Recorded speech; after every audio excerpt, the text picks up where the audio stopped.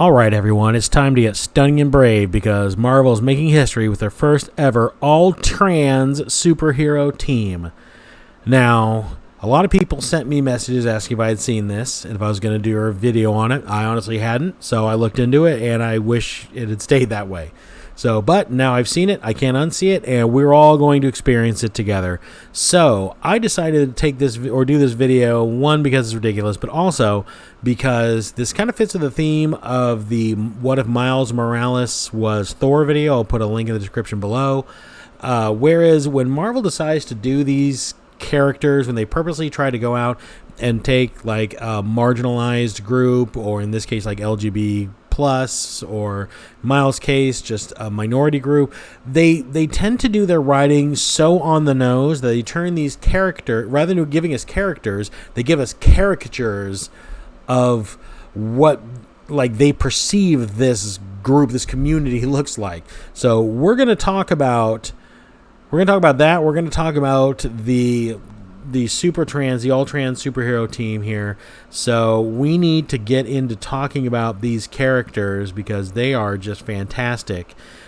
Just pillars of heroism and powers that are beyond reproach. So let's talk about it. I'm going to close this little window here. We go through this article together. The exciting short LGBT T/D or -D from Marvel 22's Marvel Pride made Marvel Comics history with first ever team of all trans / non-binary characters. So I want to go through and I really want to talk about these characters here. So I'm going to scroll down. This book is written by Grace Freud with art by Scott Henderson, Lee Townsend, and Brittany Peer. Features a semi-retired Dennis Dunphy, formerly hero known as Demolition Man or D-Man. Now, it says somewhere in the article I read that it says that D-Man himself is LGBT. I had never heard that. I really didn't know that. I just thought he was a crazy homeless guy who wore one of Daredevil's old costumes. So the premise of the story is basically Spider-Man's out in New York. He's getting overwhelmed by the Sinister Syndicate, and D-Man and this new team of heroes come to help him out.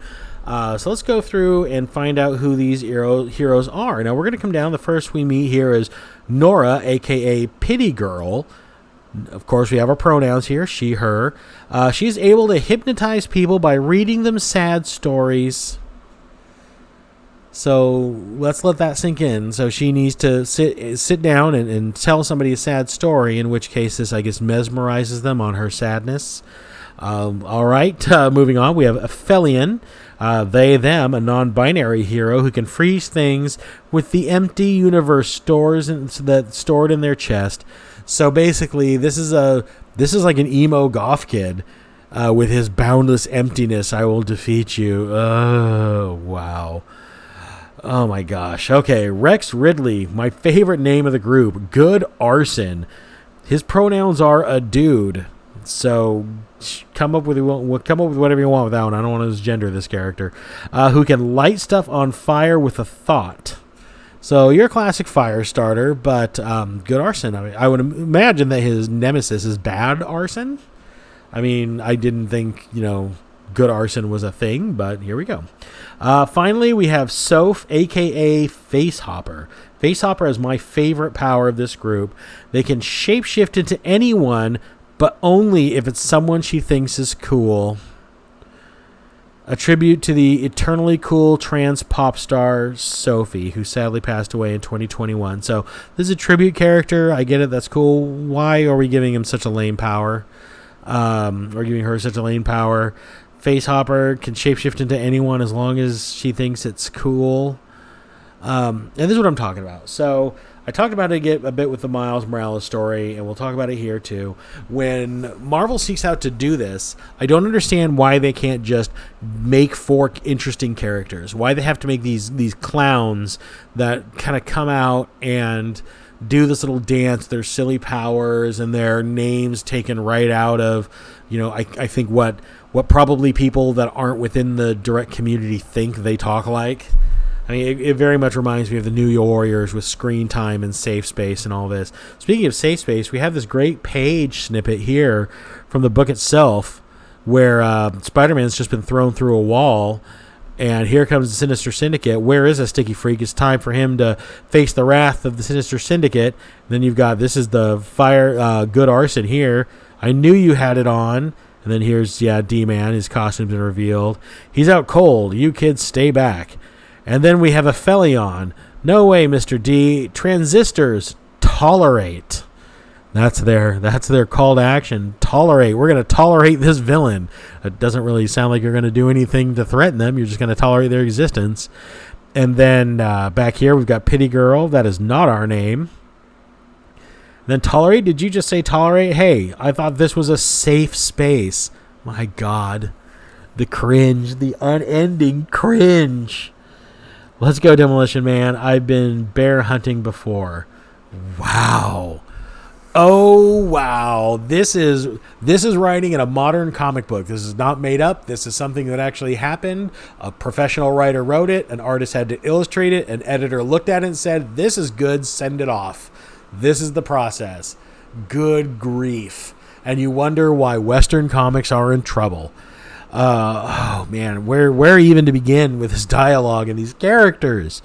Why? I don't understand. What do they think a trans person who would decide to become a superhero would be? Why would they be such stupid stereotypes? Why couldn't you create a dark, brutal, and effective character with powers that make sense?